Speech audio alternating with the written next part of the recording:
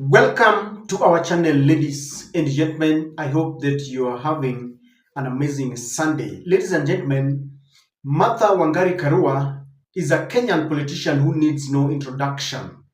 Martha Karua is a lawyer by profession. She was once a member of parliament in Gichugu constituency. Martha Karua has been a minister for justice and constitutional affairs. She was very powerful in the Kibaki administration. At some point, the Kenyan media nicknamed her the only man standing in the Kibaki administration. She has earned the name Iron Lady. Martha Karua contested for presidency, I think in 1997, I believe, and she was also the Azimio party leader running mate in 2022. Martha Karua believes in justice, and many a times she does not want to see anything standing between her and justice.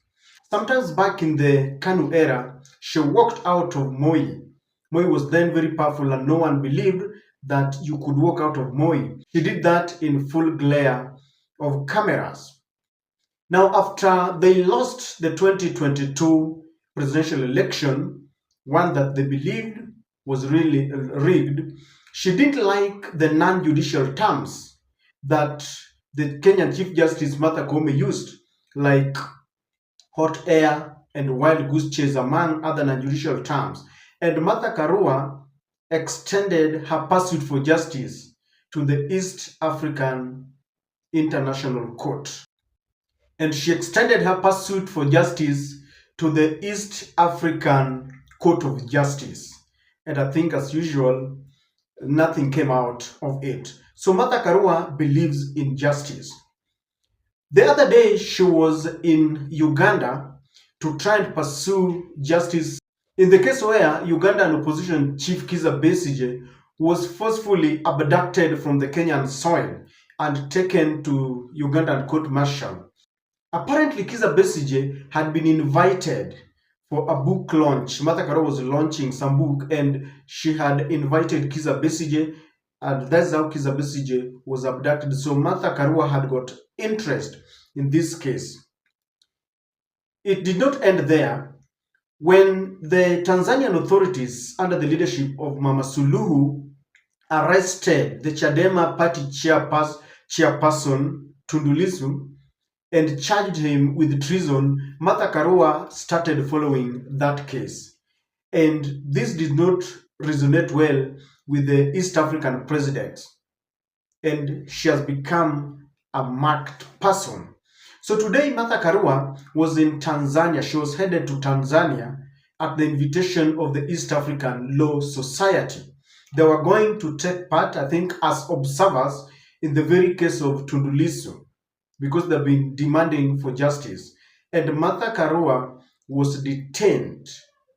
She was not allowed to get to Tanzania.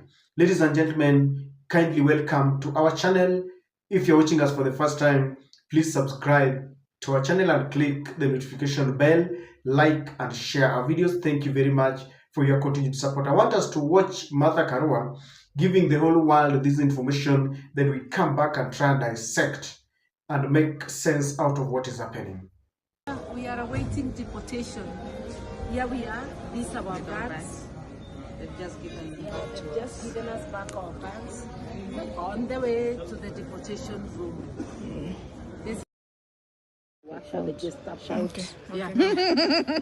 Chilling at Mwalimu Nyerere International Airport, Dar es Salaam, where the three of us have been detained awaiting deportation. We thought that as citizens of Jumuiya we were free, but not yet uhuru.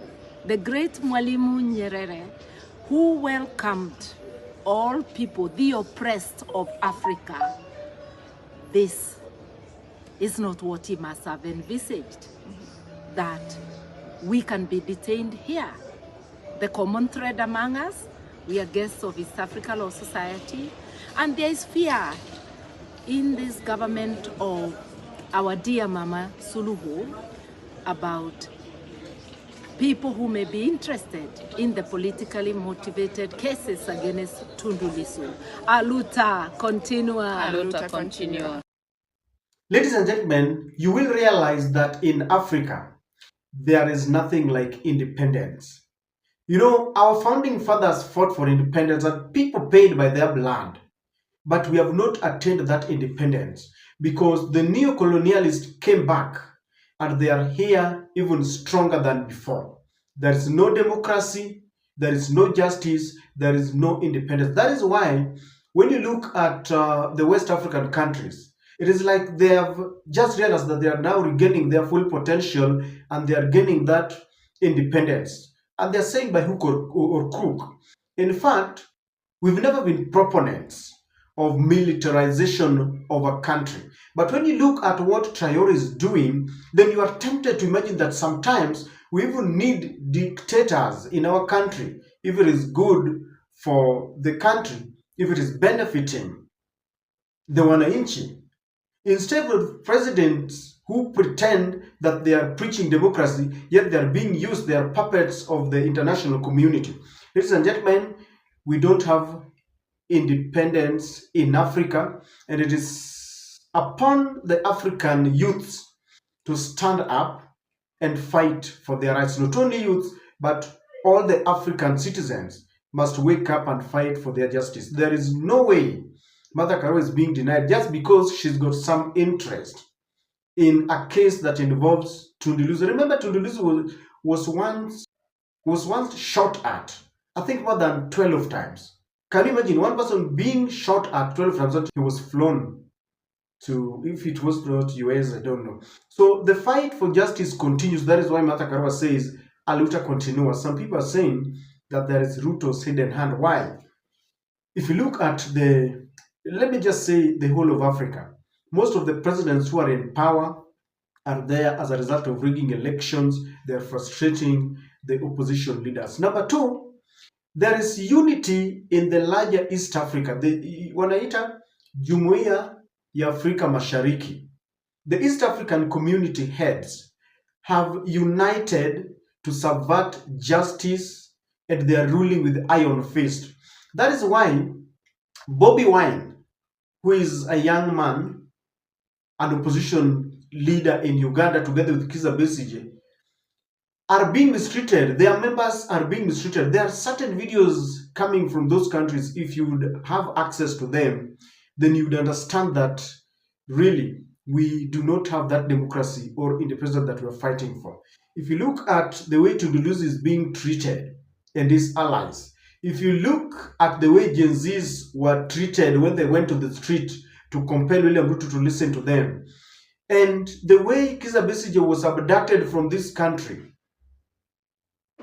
You know, Kenya is part and parcel of the United Nations, and we are under treaty to protect those who seek asylum. It was really criticized that Kizza Besigye was abducted by force in an independent country, which only meant one thing, that Uganda and Kenya must have had consultations, and Kenya aided the abduction of Kizza Besigye. There's another opposition leader, a critic. She's a human rights activist from TZ who was also abducted, and people really made a lot of noise, and I think later she was released. So you realize that these presidents have got a common agenda. Scratch my back, I scratch your back. They don't want any dissenting views. That is why they can disagree on many matters, but when it comes to anything threatening, you know, their seats, they will always be together. You remember the other time, Museveni was saying that he consumes a lot of intelligence report, and Babu Owino keeps on featuring in the reports, and he was complaining. So these presidents are working under the principle of unity of purpose. Ukichokoza Ruto, umechokoza Museveni, umechokoza Suluhu. So it only means that there's still work ahead of us. We must not relent. We must work day and night to regain that real independence, to regain our democracy, to ensure that our institutions are working independently, because they have all been captured. If you look at elections in Uganda, in Kenya, in Tanzania, and all those, the president will be announced those who are in power, and then you are told to go to courts that they control, and there's simply no justice. So Kenyans, Ugandans, and the Tanzanians, let me talk of the whole of Africa, must work. We must not relent, because even to gain that independence, some people really sacrificed. Then these tendencies also expose the international community. The international community will always be quiet when the police and these governments are committing atrocities. When Gen Zs were being killed, America was very quiet. No one was talking. But now they realize that William Ruto left them, and William Ruto is quoting China. They are now breathing fire now, criticizing William Ruto, saying that William Ruto is headed to China, a country that does not respect, the rule of law and human rights. And you are asking, why are they annoyed yet when we really cried out to them? They never spoke. Meg Whitman was here. There's nothing that they said. As a matter of fact, they could only make calls and tell us that they have told William Ruto to try and listen to Jesus. There's nothing much they did. So the international community, as long as their interests are taken care of, they will always be there. That is why Tanzania can commit all those atrocities. They can shoot at Tundu-Lissu. They can, arrest, because Tundu-Lissu was arrested in public and now is being charged with treason. Nothing is happening. That is why Museveni can do whatever he wants with the opposition leaders there. They will do nothing at all, because they also have their interest around. The moment they realize that their interests are not taken care of, then they start making a lot of noise.